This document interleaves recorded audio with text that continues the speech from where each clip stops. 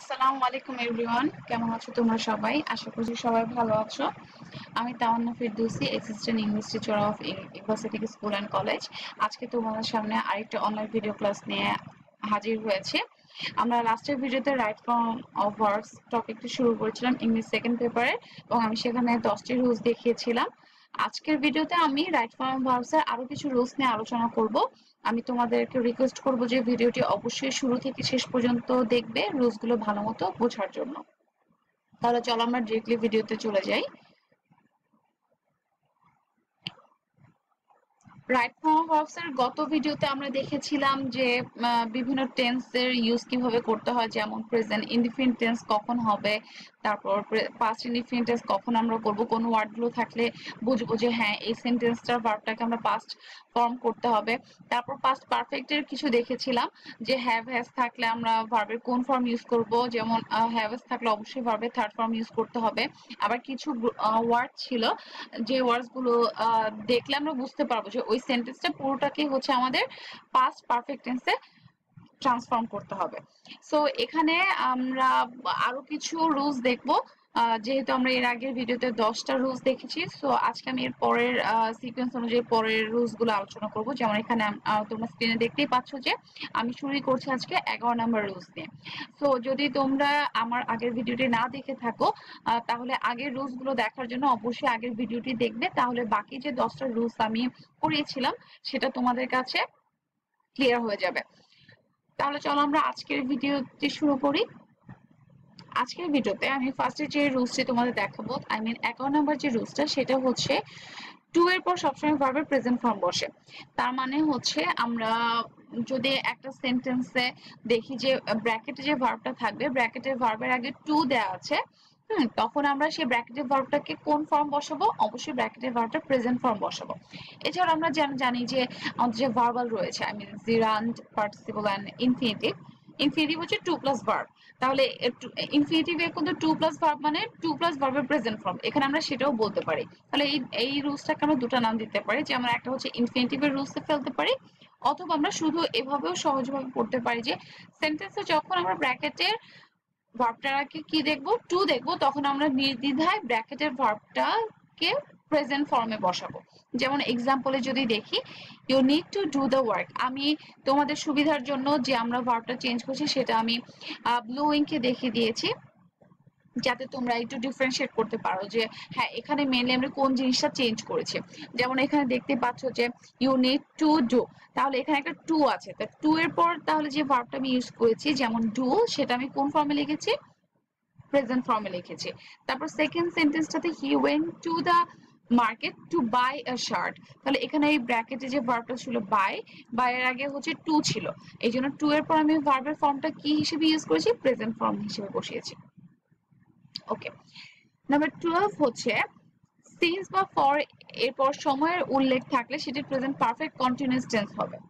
তাহলে আমরা present indefinite টেন্সও দেখেছি, ফিউচার ইনডিফিনিট টেন্স দেখেছি, প্রেজেন্ট পারফেক্ট দেখেছি, পাস্ট ইনডিফিনিট দেখেছি। এখানে আমরা দেখব হচ্ছে প্রেজেন্ট পারফেক্ট কন্টিনিউয়াস টেন্স কখন হবে। যদি সেন্টেন্সে হচ্ছে আমরা দেখি সিন্স অথবা ফর আছে, এবং সিন্স এবং ফর এর পর হচ্ছে একটা নির্দিষ্ট সময়ের উল্লেখ আছে, ওই নির্দিষ্ট সময়ের উল্লেখ যদি থেকে থাকে, তাহলে আমরা নির্দ্বিধায় ব্র্যাকেটে যে ভার্বটা থাকবে সেই ভার্বটাকে কোন টেন্স অনুসারে লিখবো, সেটাকে আমরা সাবজেক্ট থেকে শুরু করে প্রেজেন্ট পারফেক্ট কন্টিনিউয়াস টেন্স লিখবো। এখন প্রেজেন্ট পারফেক্ট কন্টিনিউয়াস টেন্সের স্ট্রাকচারটা কি? প্রেজেন্ট পারফেক্ট কন্টিনিউয়াস টেন্সের স্ট্রাকচারটা হচ্ছে সাবজেক্ট প্লাস হ্যাভ বিন অথবা হ্যাজ বিন প্লাস মূল ভার্বের সাথে আইএনজি প্লাস অবজেক্ট। আমরা কিন্তু রাইট ফর্ম অফ ভার্বস করতে যে দেখছি যে আমাদের টেন্সের ইম্পর্টেন্সটা কতটুকু। আমি আমার রাইট ফর্ম ভার্বস এর যে প্রথম ভিডিওটা সেটাতে কিন্তু বলেছিলাম যে রাইট ফর্ম ভার্বস করতে গেলে অবশ্যই টেন্সের যে 12টা স্ট্রাকচার রয়েছে, তার মানে প্রেজেন্টের 4টা, পাস্টের 4টা এবং ফিউচার 4টা, টোটাল 12টা যে স্ট্রাকচার রয়েছে সেটা খুব ভালো মতো জানতে হবে যদি আমরা কারেক্ট ওয়েতে ভার্বের ফর্মটা চেঞ্জ করতে চাই। তাহলে আমি এখনো তোমাদেরকে বলছি, যদি তোমাদের টেন্সে কোনো প্রবলেম থেকে থাকে তাহলে তোমরা অবশ্যই টেন্স নিয়ে আমার একটা ভিডিও আছে, সেটা ভালো করে দেখবে যাতে তোমাদের টেন্সের প্রবলেমগুলো ক্লিয়ার হয়ে যায়। তাহলে আমরা এখানে দেখতে পাচ্ছি এক্সাম্পলে যে এখানে সিন্স রয়েছে, সিন্সের পর কি দি মর্নিং, তাহলে একটা নির্দিষ্ট সময়ের উল্লেখ আছে, তাহলে আমরা এই সেন্টেন্সটা যে ব্র্যাকেটে ভার্বটা থাকবে সেটা আমরা প্রেজেন্ট পারফেক্ট কন্টিনিউয়াস টেন্সে নিব। যেমন he has been doing the work since the morning. Since এর পর যেহেতু নির্দিষ্ট সময় উল্লেখ আছে সেজন্য এটা প্রেজেন্ট পারফেক্ট কন্টিনিউয়াস টেন্স হয়েছে। আবার সেকেন্ড এক্সাম্পল হচ্ছে it has been raining for 2 hours. তাহলে ফর আছে, ফর এর পর একটা নির্দিষ্ট সময় 2 ঘন্টা একটা নির্দিষ্ট সময় উল্লেখ আছে, এই জন্য এটা কি হচ্ছে present perfect continuous tense has been plus for plus ING. Okay, number 13 রুলসে চলে যাই। নাম্বার 13 রুলসে আমরা দেখতে পাচ্ছি ইফ দ্বারা যুক্ত ক্লজটি যদি প্রেজেন্ট ইনডিফিনিট টেন্স হয় তাহলে পরের ক্লজটি হচ্ছে ফিউচার ইনডিফিনিট টেন্স হবে। এটা কন্ডিশনাল রুলস বলে।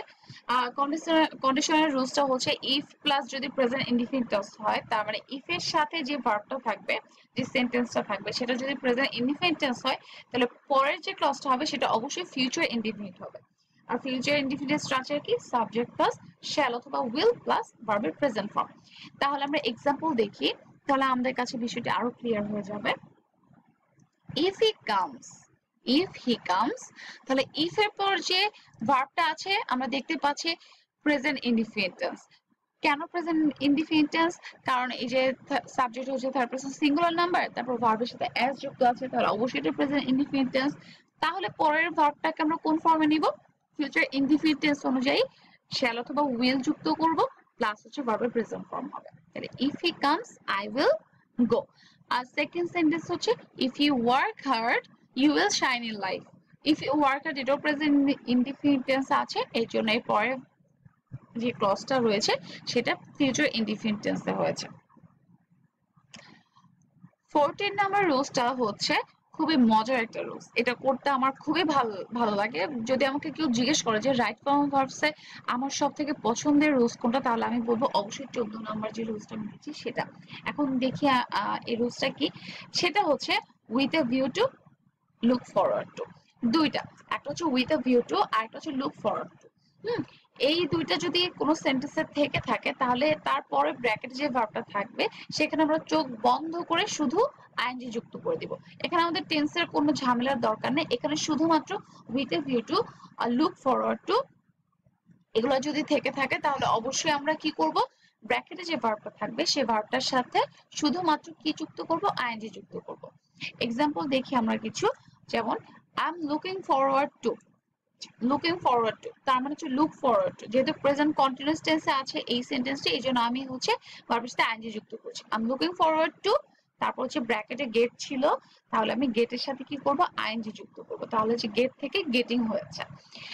এখানে কনফিউজ হওয়ার কিছু নাই, আমরা জানি যে গেটের সাথে যখন আমরা আইএনজি যুক্ত করব তখন আমাদের স্পেলিং কারেক্ট হওয়ার জন্য আমরা ডাবল টি ইউজ করব। Okay, I went to shopping with a view to buying a shirt.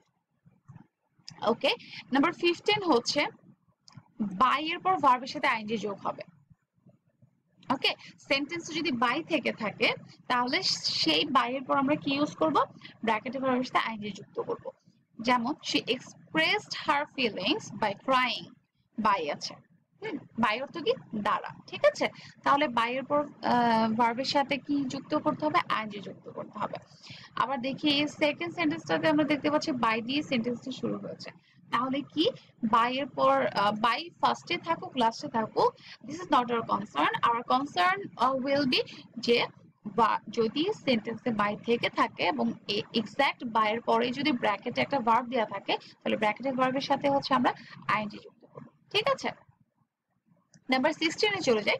Number 16 এ বলা হচ্ছে আমরা এখানে কিছু প্রিপোজিশন দেখতে পাচ্ছি।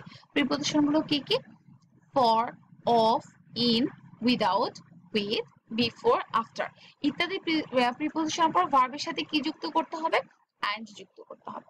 তার মানে হচ্ছে সেন্টেন্সে যদি আমরা এই প্রিপোজিশন গুলো পেয়ে থাকি তাহলে প্রিপোজিশনের পর আমরা যে ব্র্যাকেটে ভার্বটা থাকবে ব্র্যাকেটে ভার্বের সাথে আইএনজি যুক্ত করব। ওকে, যেমন I have never been tired of going there, তাহলে ব্র্যাকেটে গো ছিল আর ব্র্যাকেটের ভার্বটা ইমিডিয়েট আগে হচ্ছে একটা প্রিপোজিশন ছিল, অফ প্রিপোজিশনটি ছিল, সেই জন্য আমি ভার্বের সাথে আইএনজি যুক্ত করেছি। সেকেন্ড, যেমন she Kant go without waiting for me, without আছে, উইদাউট হচ্ছে একটা প্রিপোজিশন, তাহলে উইদাউটের সাথে আমরা হচ্ছে কি আইএনজি যুক্ত করেছি।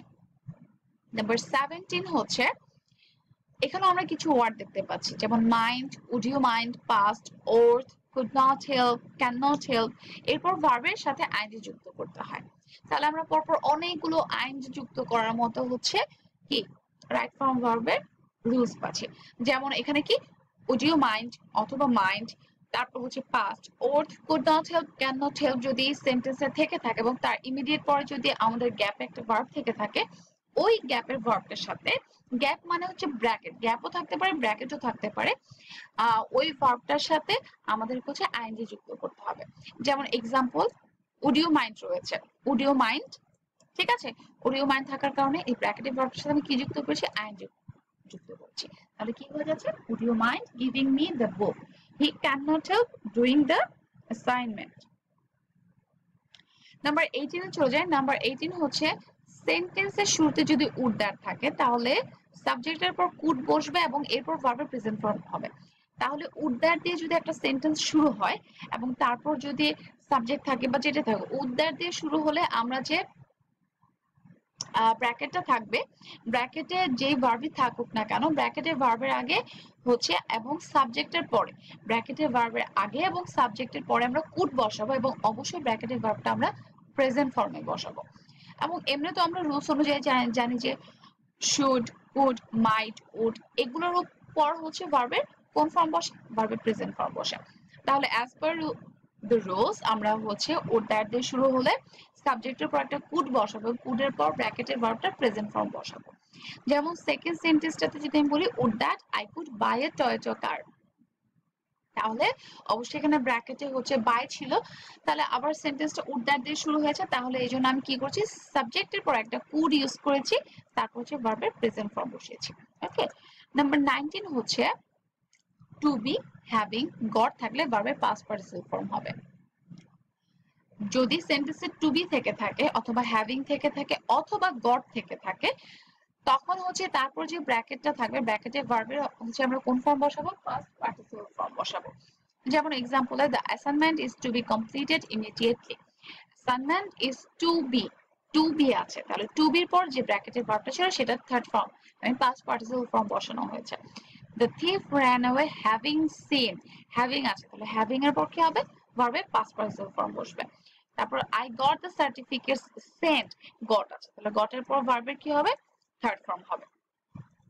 ওকে, the last rules of this video is যে ব্র্যাকেটে যদি বি থাকে, ব্র্যাকেটে বি থাকলে পারসন, নাম্বার এবং টেন্স অনুযায়ী আমাদের অক্সিলারি ভার্ব বসাতে হবে। কোন auxiliary verb, am, is, are, was, were অথবা বিন বসাতে হবে।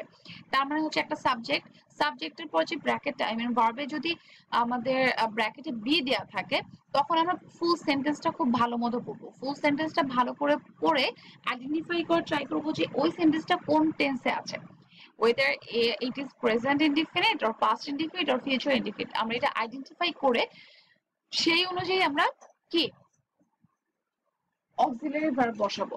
এবং টেন্সের সাথে সাথে আমরা পার্সন এবং নাম্বারটাও খেয়াল করব। যেমন আমরা প্রথমে এটাতে দেখছি ইট ড্যাশ 2 years ago, এগো দেখতে পাচ্ছি, ঠিক আছে, তার মানে এটা আমাদের কি পাস্ট ইনডিফিনিট টেন্স হবে। আবার ইট সিঙ্গুলার, তাহলে হচ্ছে আমরা জানি পাস্ট টেন্সের দুইটা অক্সিলারি ওয়াজ এবং ওয়্যার, তাহলে এখানে যেহেতু আমরা দেখলাম যে পাস্ট ইনডিফিনিট টেন্স হবে প্লাস আমাদের সাবজেক্ট রয়েছে হচ্ছে কি সিঙ্গুলার, তাহলে আমরা কি বসাবো এখানে, ওয়াজ, তাহলে ইট ওয়াজ 2 years ago। হ্যাঁ, আল্লাহ ড্যাশ এভরিওয়্যার, আল্লাহ বি এভরিওয়্যার, তাহলে এখানে কি বসাবো, আল্লাহ ইজ এভরিওয়্যার, কারণ এটা প্রেজেন্ট ইনডিফিনিট টেন্স হবে। One of my friends dash an honest person, এখানে ইজ আর ওয়াজ দিয়েছি আমি, কারণ এখানে ইজ বসালেও কারেক্ট হবে, ওয়াজ বসালেও কারেক্ট হবে, কারণ এখানে আমাদের ওরকম আইডেন্টিফাই করে দেওয়া নাই কিছু যেটা প্রেজেন্ট টেন্সে হবে না পাস্ট টেন্সে হবে। ওকে, সো এই ছিল আজকের আমার বাকি 10টা রুলস রাইট ফর্ম ভার্বস এর। আমি আশা করছি যে তোমরা খুব ভালো মতো রুলস গুলো বুঝতে পেরেছো। এই আজকের ভিডিওটা আমি এখানে শেষ করব, পরের ভিডিওতে আমি বাকি রাইট ফর্ম ভার্বস এর রুলস গুলো নিয়ে তোমাদের সামনে হাজির হব। সেই পর্যন্ত ভালো থাকো, আল্লাহ হাফেজ।